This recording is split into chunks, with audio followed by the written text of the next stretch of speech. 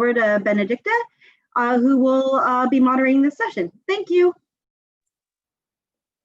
Thank you very much, Priya, and welcome you all to this second event of our new series, Heritage Now. So Heritage Now is a series of digital conversation exploring the nexus between cultural heritage and contemporary events and politics. And if we think about this relationship between cultural heritage and our daily lives, I think there is no topic that illustrates better the importance of the built environment in the present than the question of the fate of Confederate monuments in the US and our monuments with a difficult past around the world.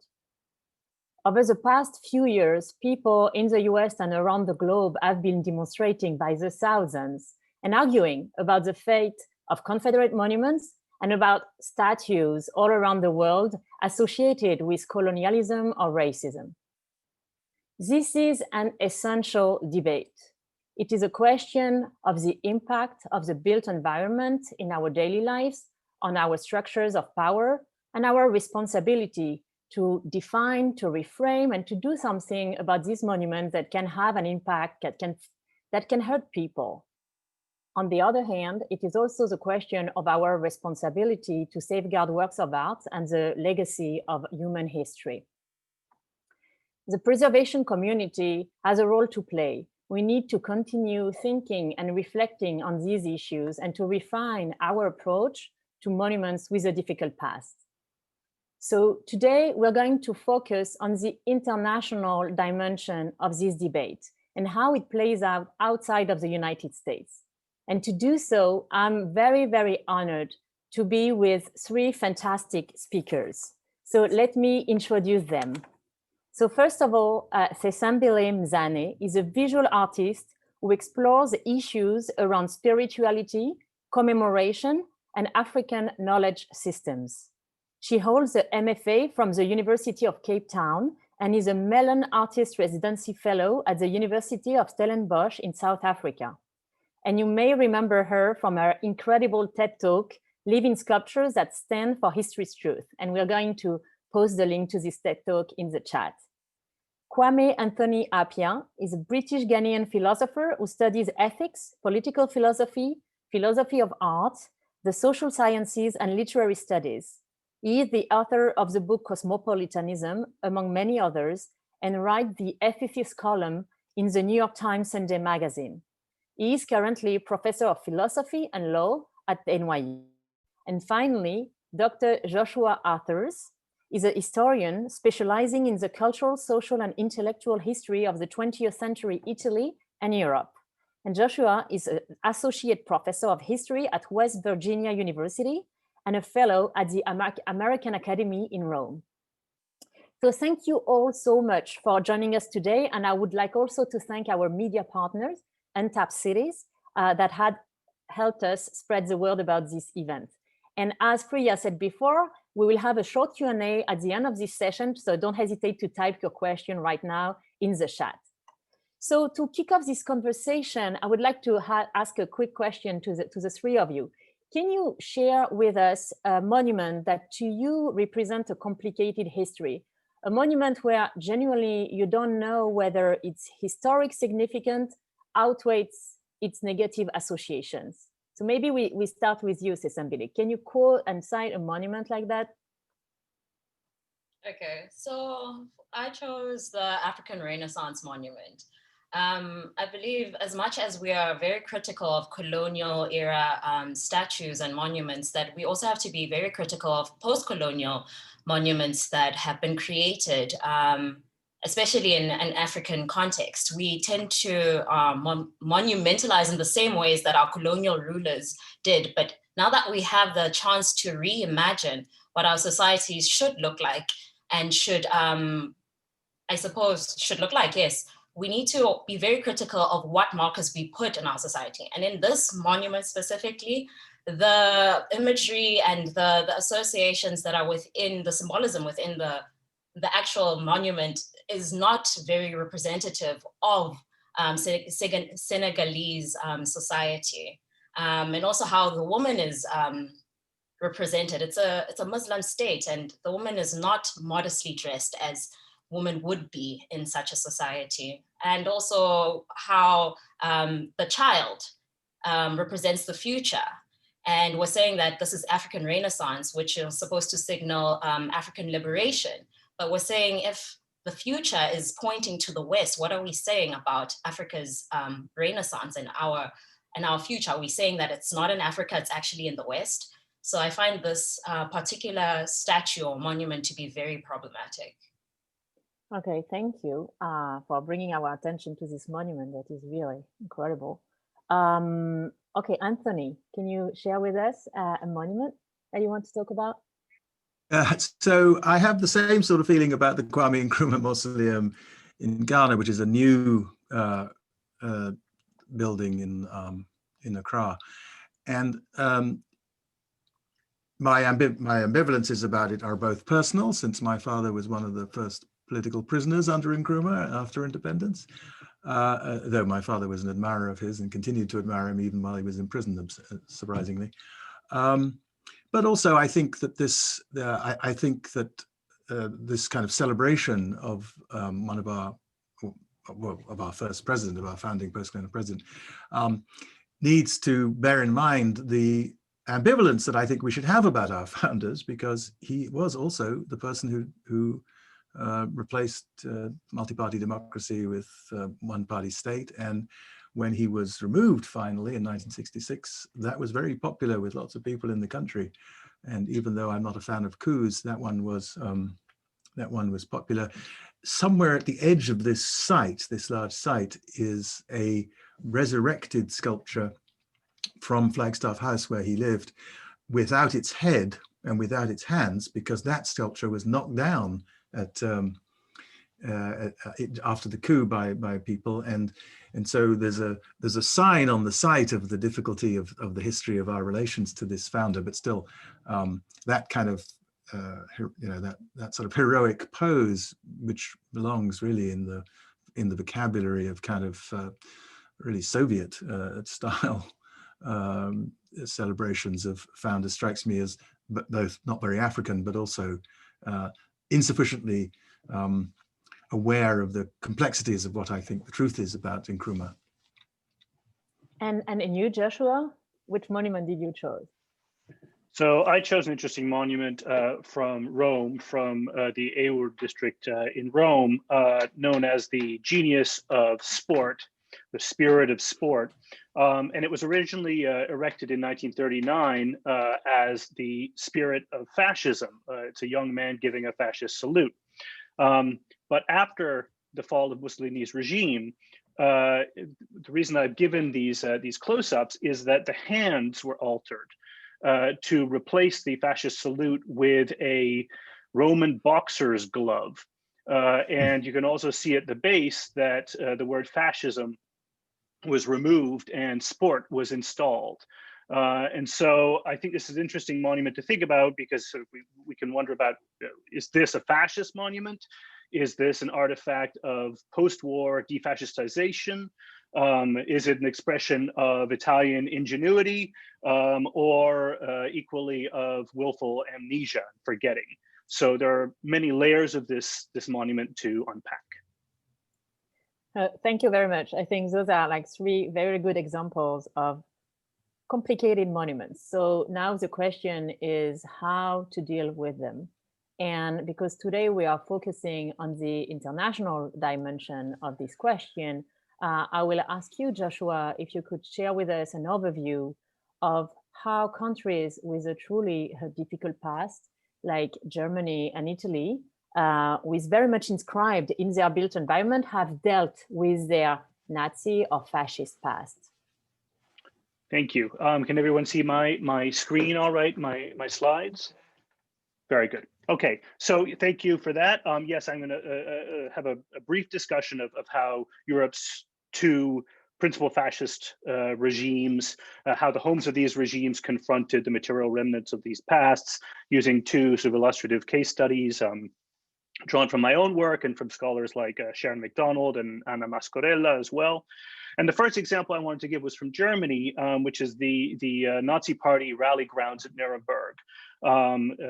Might be most familiar to people from Leni Riefenstahl's Triumph of the Will, which chronicled the 1934 Nazi Party Congress.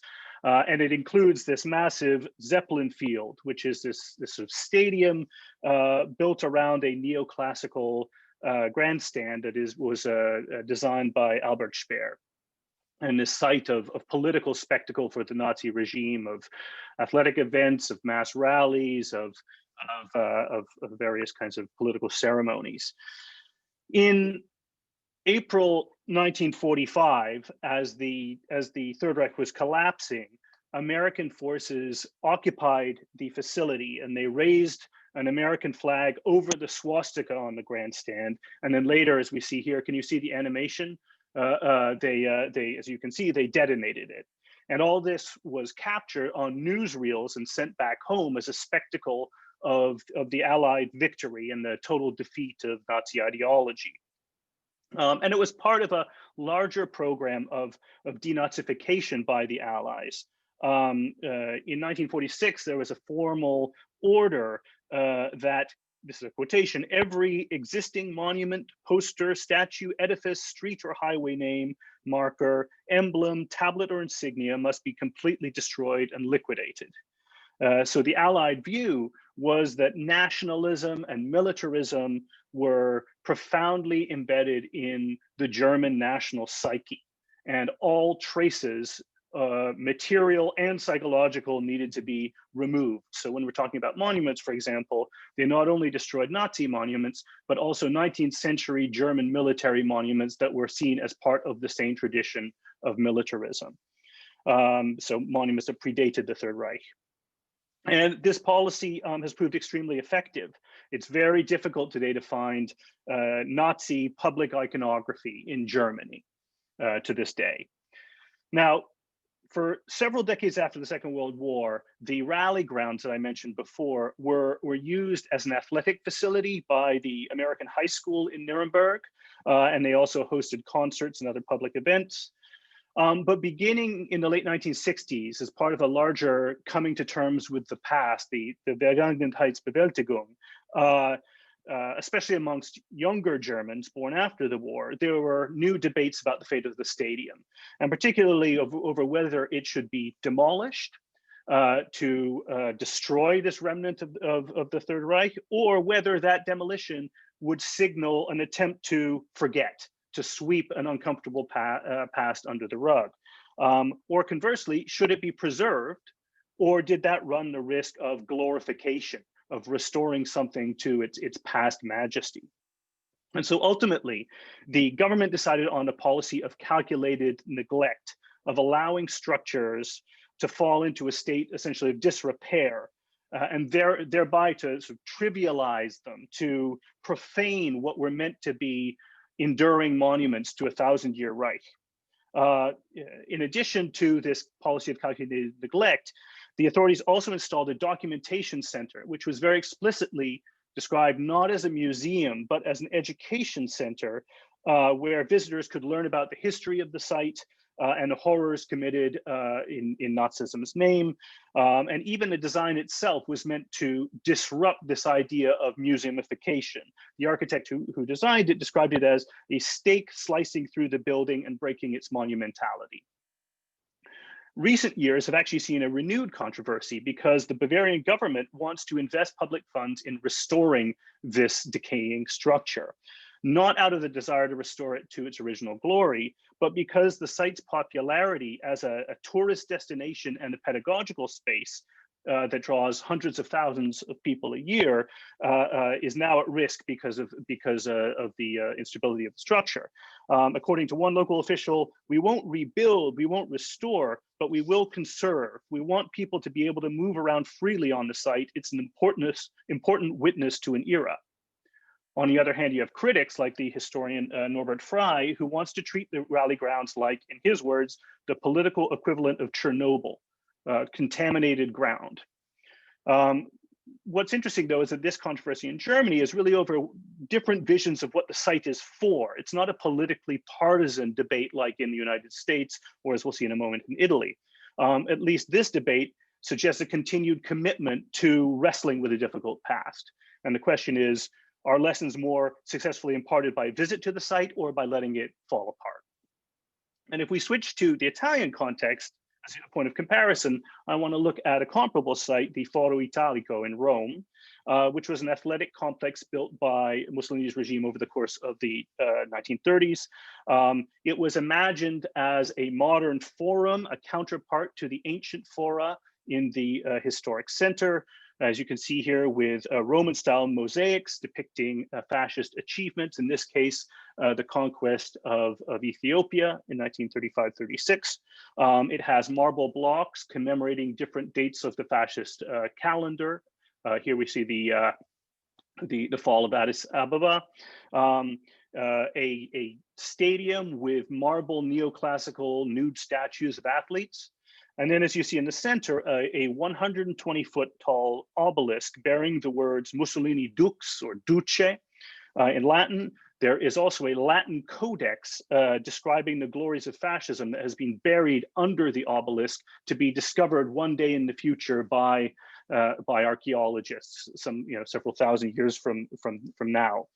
The Foro served as the headquarters of the main fascist youth organization, the Balilla, the Italian Olympic Committee, and it also hosted various ceremonies and sporting competitions and performances.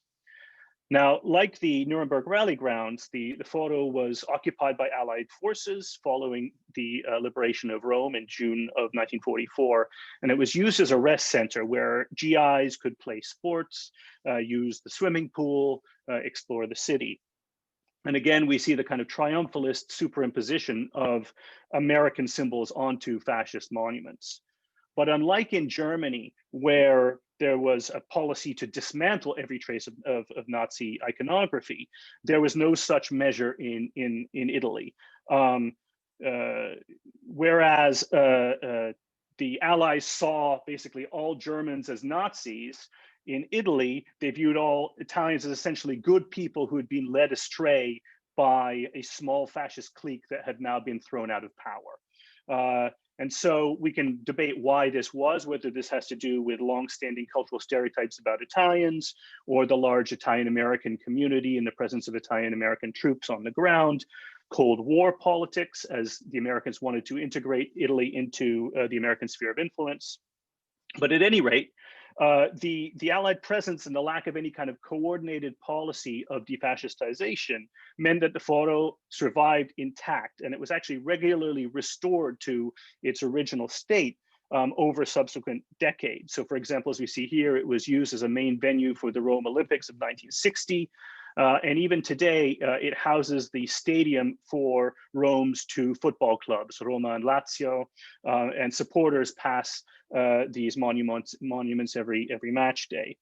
So the Foro lives on today without any form of contextualization or counter-narrative. There are no explanatory panels. There is no documentation center. The fascist monuments and slogans and mosaics are all allowed to speak for themselves. As a student who, on a tour group that I once led, remarked, she said, "It's like winner's history, but told by the losers. There's no sense that fascism here lost." This has also permitted the site to be a rallying point for the resurgent far right in Italy. And regularly on events like Mussolini's birthday, like we see here, they leave flowers and tributes to the Duce. History proved that you're right. The comrades render honor unto you. This has become a commemorative space for neo-fascists. And controversies regularly emerge, but they're always framed in terms of long-standing debates between left and right in Italy, between those parties who embraced the heritage of the anti-fascist resistance that gave birth to the post-war democratic republic, and right-wing parties who argue that the Foro is an illustration of the good things that fascism did for Italy. Infrastructural modernization, the promotion of modern art and architecture, and so forth.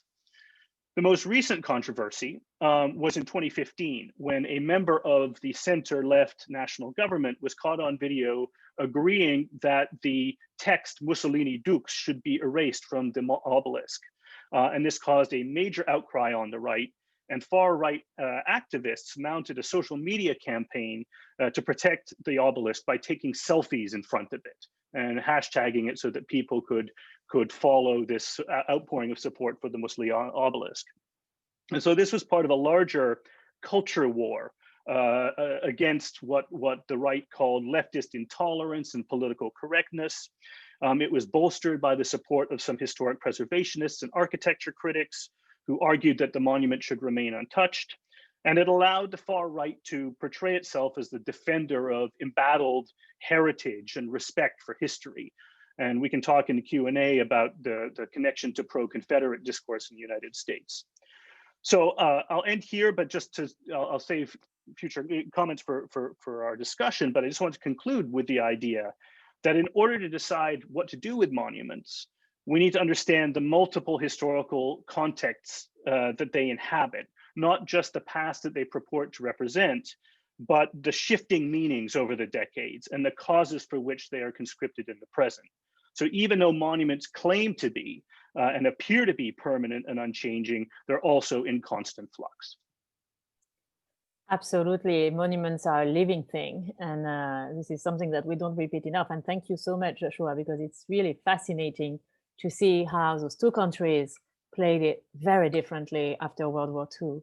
And if we turn now to the present, I will turn to you, Anthony, and to explore the ethical dimension of this question. If we believe that monuments can have a negative impact on the people surrounding them, of the people living around them, so what should we do with them? What is our responsibility? For many, it's a question of social justice, of representation, of how the public sphere really mirrors what society values. But for others, it's a question of history, of legacy, and of whether or not we have the right to erase history. So what can ethics and philosophy teach us about this debate? Well, thanks for that tiny question. So Very light question. So let me just say some background things about monuments in order to move towards an answer to that question, because I think it's important to think about how we conceptualize monuments, as it were. That's the philosopher in me wants to say. So let's remember that initially a monument was just a memory, a site of memory. The Latin word monumentum comes from monere, which means to remind someone of something. But of course, monuments often remember events through people. That's what Nelson's column does in Trafalgar Square. It commemorates a British victory over the French and the Spanish navies by putting up a statue of the British Admiral Lord Nelson. The statue of Columbus, not too far from the Historical Society in New York, in Columbus Circle, recalls and celebrates the arrival of Europeans in this hemisphere. And there's nothing intrinsically monumental about monuments then. They don't have to be big. A memory can be done with something small. But so many of them are enormous because they were built by powerful states or powerful people, the kind of people who get to decide what will be remembered or what they would like to have remembered.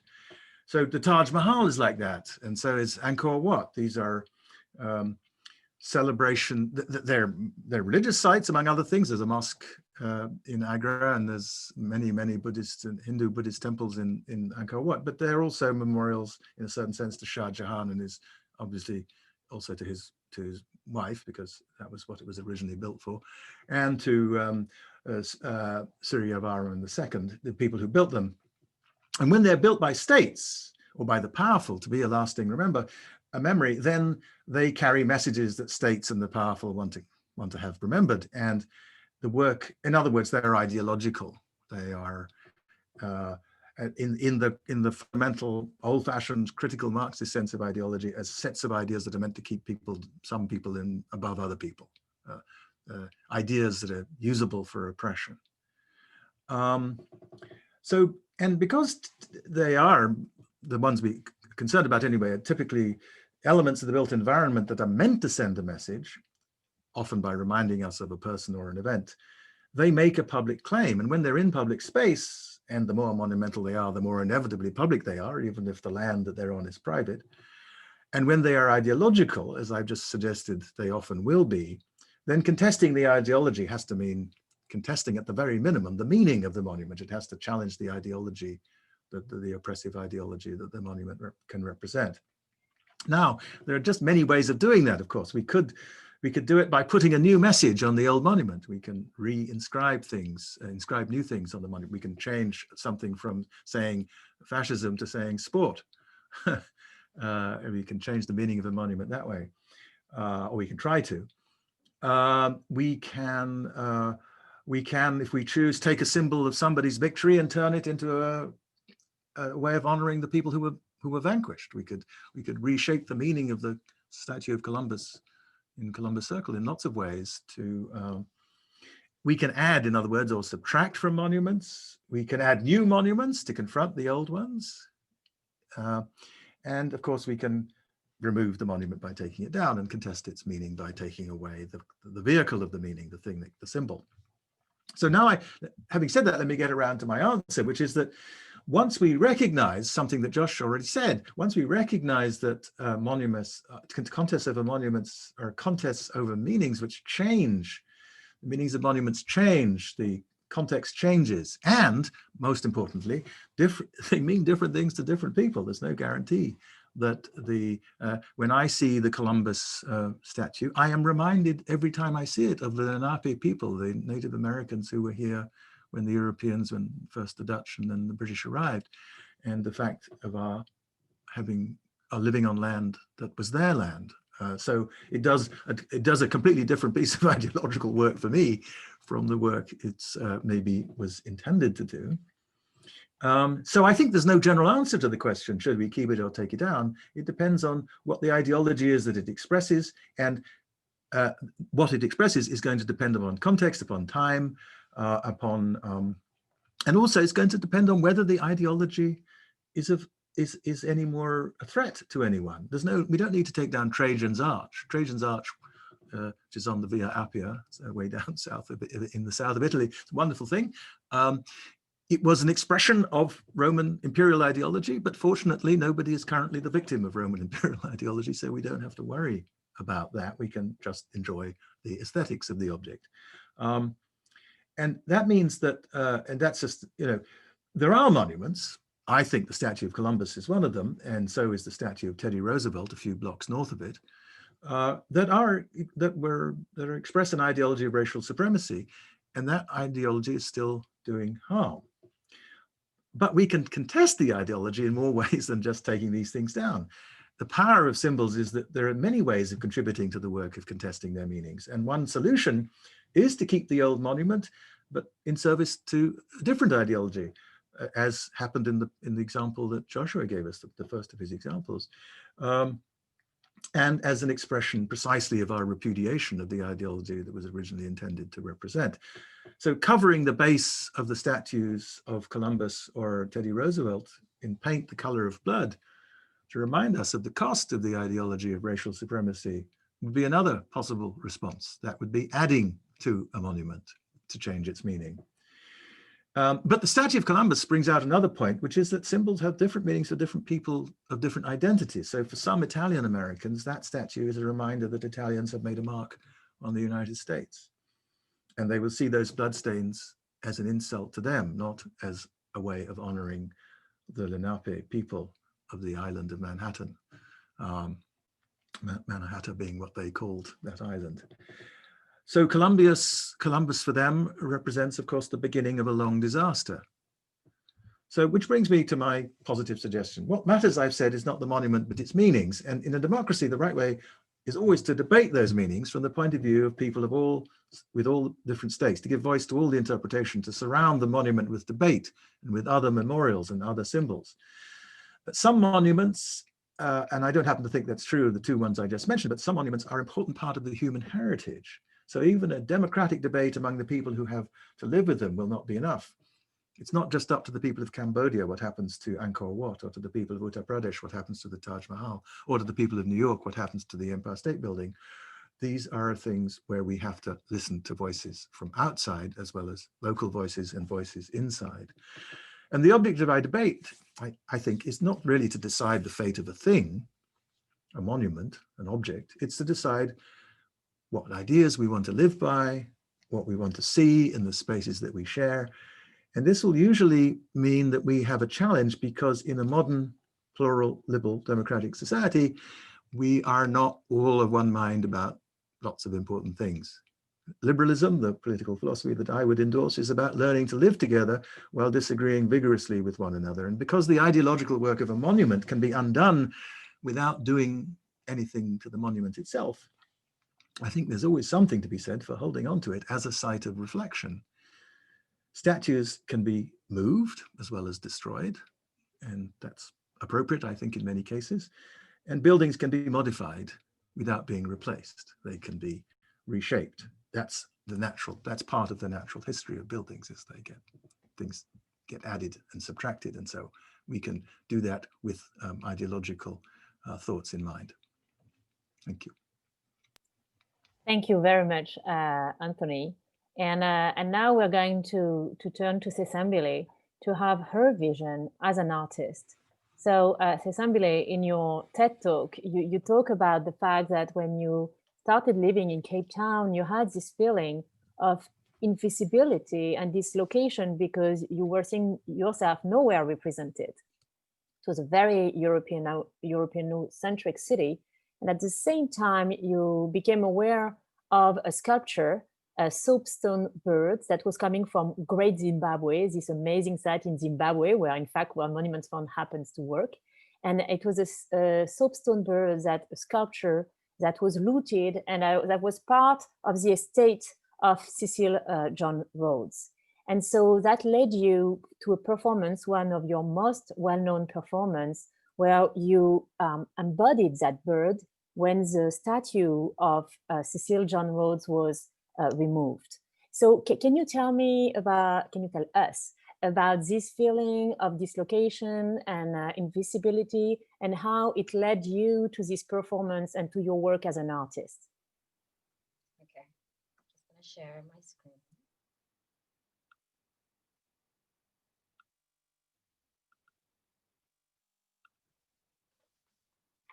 Okay, so I'm going to start with an excerpt from one of my works titled Aishame, which means arm yourself. Do the women in your family tree remember what it feels like to have their names voiced aloud? Nokuthula, Jabulile, Gogo Mashangi. Sitting on the shoulders of our foremothers, Aishame is an ode to the revolution of women's struggle in the making of nations, communities, and families. The anti-apartheid struggle song, Aishame Ihlasele, is a call to arms in liberating South Africa. Various struggle heroes are mentioned in this song, such as uMandela, uSobukwe, and Sisulu, but not a single heroine is called upon. Songs like these were popularized in the 1976 student uprising in Soweto. And more than 4 decades later, the representation has not changed. Pertinent questions during the Rhodes Must Fall movement in 2015 were asked by Black women in the movement. How will history remember us? As tea ladies and secretaries? If song making in protest songs creates legends, then the omission of women who took up arms in various ways becomes the dehistoricization of women in the liberation struggle of any country. It is no surprise that even in current movements, women's concerns, which formulate as a part of a nation's issues, have become sacrificed for the cause. So how do women arm themselves from the erasure of history making? This is a question that has continued to plague me in thinking about commemorative practice. How do we remember? Who do we remember? Why do we even want to remember? For me, the journey began in 2013 when I began the Public Holiday series, not as a scholar or even as an artist at the time, but just an ordinary citizen.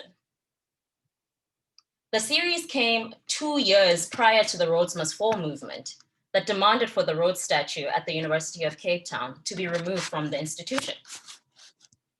In South Africa, there is a persistence of colonial history through its architecture, institutions, monuments, statuary, art, and even furniture.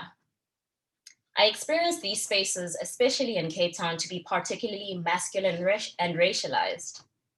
Moving in such spaces, how does a little girl from a township in Khayelitsha, a teen from Gwalanga, or a young woman from Guguletu see themselves in such spaces? What do these white male statues communicate to her when there is little or no representation of someone who looks like her? So I decided that on Public Holidays, I would carry my white plinth around different parts of Cape Town and Johannesburg in relation to statues, monuments, and historical sites. The aim of the series was highlighting the significance of Black women in the Southern African political landscape by asserting my body in public spaces as a living sculpture through a process of temporary monumentalization. I came to understand my work as what sociologist Martin Murray describes as a vernacular mode of remembrance, which is basically everyday ways of performing the act of memory, which often sits outside official or sanctioned memory. Examples of this would be crosses and flowers, just as Joshua showed some of the flowers and stuff on one of the monuments, or even murals that were created by communities where certain events happen, such as an accident or a murder, such as in the case of George Floyd. Murray also says public commemoration always involves a combination of official or monumental and the vernacular or the popular. Ironically, I think we tend to forget that monuments and statues fall under commemorative practice, which is the act of memory or recalling and the performativity involved in representing this memory. But does the monument tell the entire history of its existence? Or does it sugarcoat it? Or does it sugarcoat the timeline to suit specific political agendas? After South Africa gained its independence in 1994, only in 1997 onwards were new monuments erected to include women. But even post-apartheid and post-colonial monuments sometimes fail and misrepresent the groups they are honoring. So I asked myself, if women are not remembered in the same way that men in society are remembered, nor are they represented at the same scale as some of these monuments are, how are women remembered? This takes me back to the beginning of my presentation and how do women arm themselves from the erasure of history? So after a while, I retreated from public spaces into the private domain where women are usually remembered in photo albums that are often out of sight and tucked away in wardrobes, keists, and dressing tables. I also retreated because public spaces are tiring. Having to assert, reclaim, redefine your existence can be very draining work. So I tried to find the home place that feminist Bell Hooks speaks of. She notes, historically, African-American people believe that the construction of a home place, however fragile and tenuous, the slave hut, the wooden shack, had a radical political dimension. Despite the brutal reality of racial apartheid, of domination, one's home place was the one site where one could freely confront the issue of humanization, where one could resist. Black women resisted by making homes, where all Black people could strive to become subjects, not objects, where we could be affirmed in our minds, our hearts, despite the poverty, hardship, and deprivation, where we could restore to ourselves the dignity denied us on the outside of the public world. In humanizing myself and my personal ancestry, the stories of the women in my family came out of the photo albums that were tucked away in the old keists and wardrobes. I enveloped photographs of my ancestors in antique Victorian furniture that references colonial times, but continue to be a part of the process of identity construction within an African locale. In a way, these artworks became domestic monuments. The antique furniture contained tarnished mirrors and portraits of women I chose to commemorate. In these mirrors, there is a kind of magic, a presence that appears and disappears. There's a play between the viewer in the mirror and the photographs, which are simultaneously ethereal and real. In some ways, the metaphor of the mirror signals how monuments are a mirror that reflects the representation of the collective consciousness of a society. This mundane object is something that is associated with domesticity and women. But for me, it's also a magical tool that can transport me into a time and give me and my ancestry a warm greeting, a nod, a hug, which is something sometimes I can never feel in public spaces.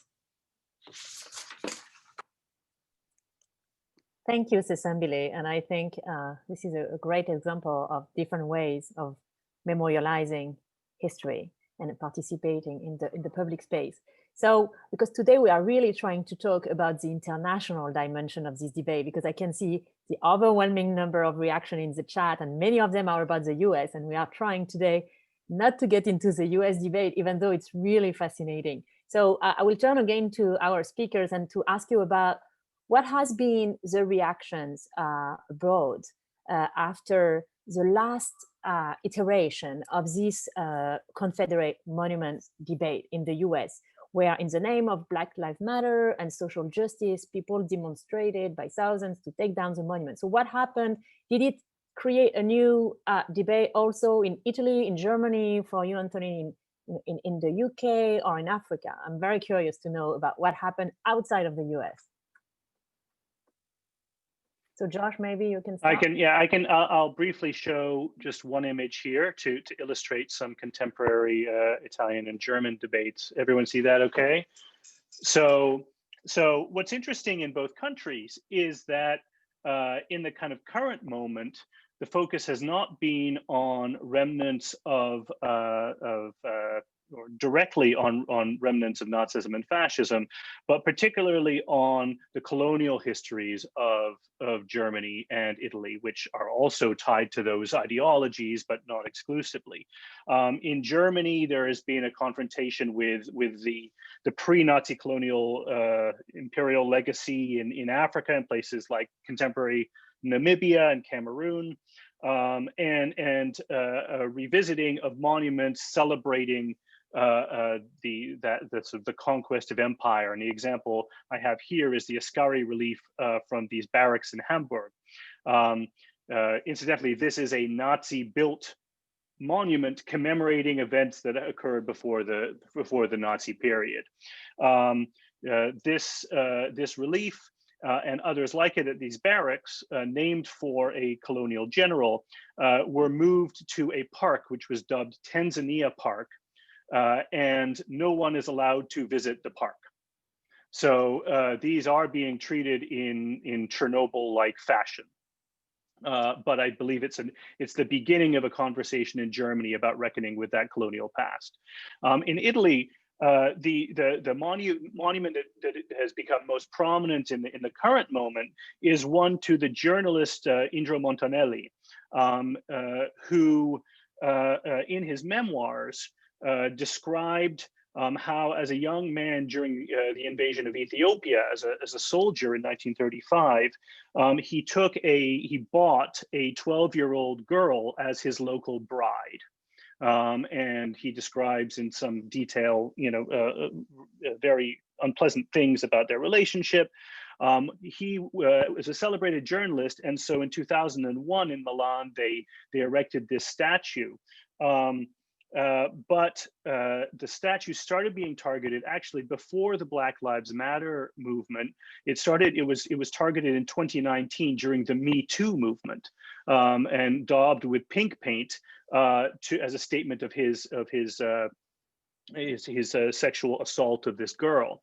And then it has returned again in the current moment of racial justice, with red paint and graffiti like this one that says racist and rapist.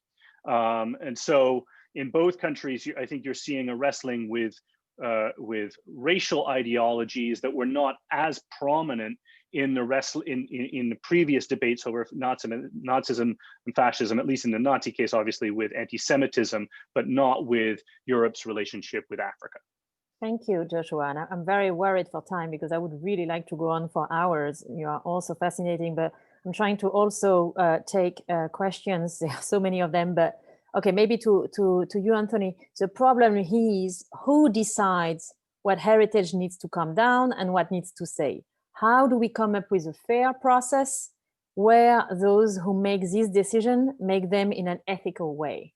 So you answered a little bit that, but can you reiterate what you think? Because it's really, I think we all agree that something needs to be done, but how do we do it?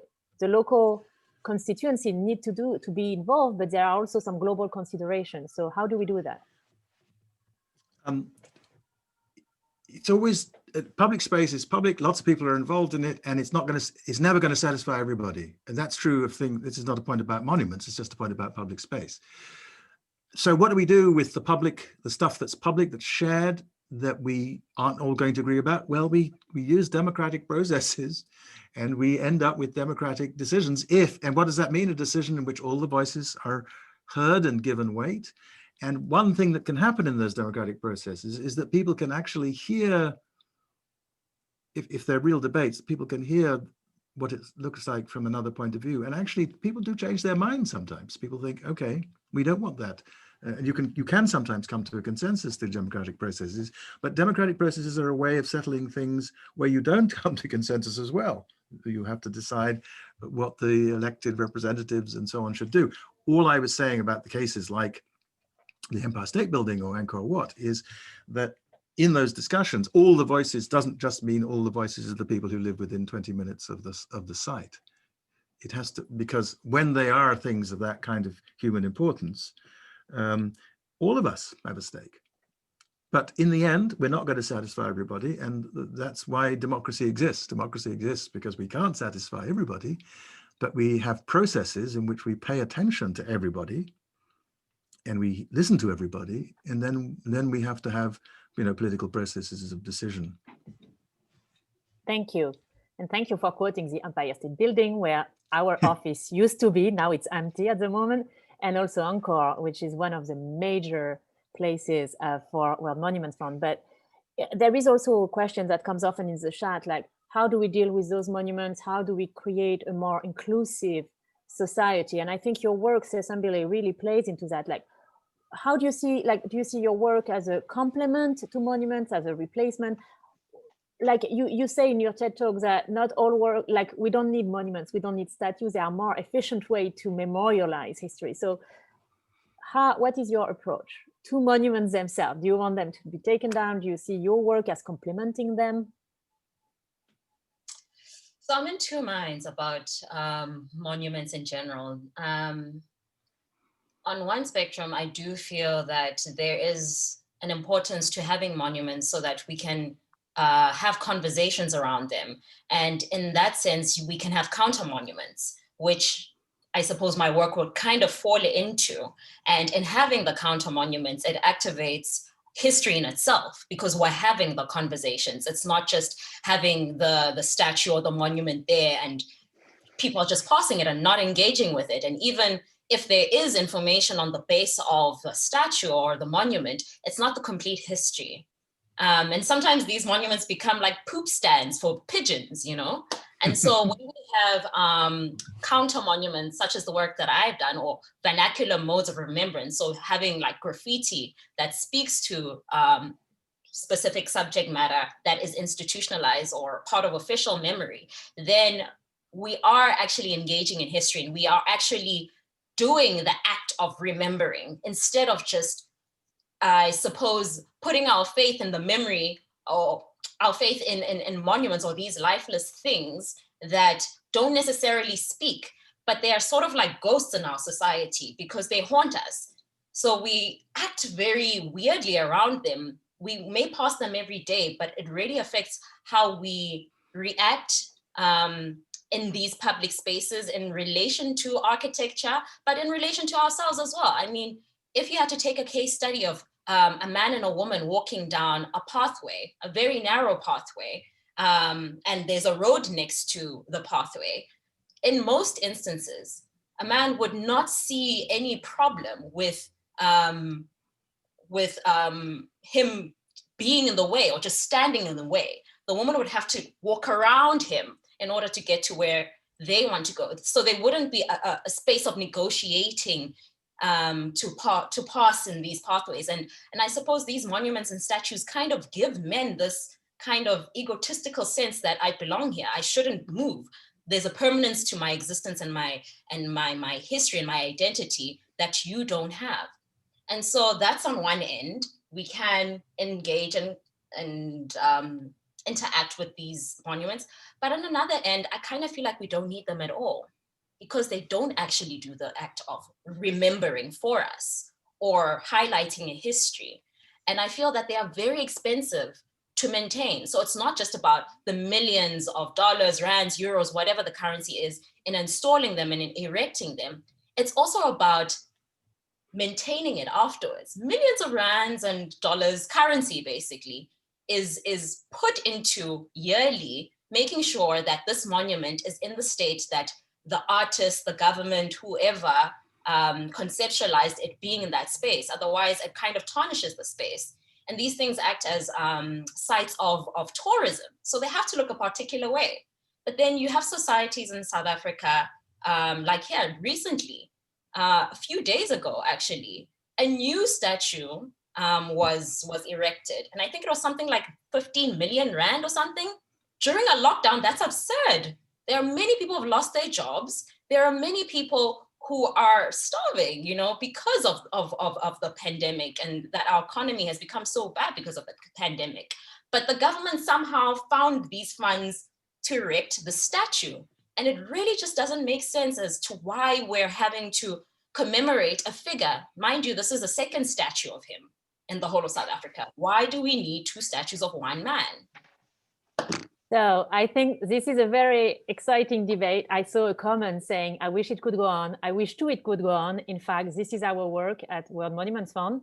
We not only preserve amazing sites with the local communities all around the world, but we're going to try to continue to have this conversation about the importance of the built environment in the present. So I really want to thank the National Trust for Historic Preservation for having partnered with us in organizing this event. I want to thank all of you. You've been so active. I feel there was a parallel debate in the chat. There are so many reactions, and I'm really sorry if I didn't address all these questions. It was just impossible, but we will go through them. And I invite all of you to continue follow our website at worldmonumentsfund.org and to see about our next events. And thank you so much to our three fantastic speakers, and have a great day.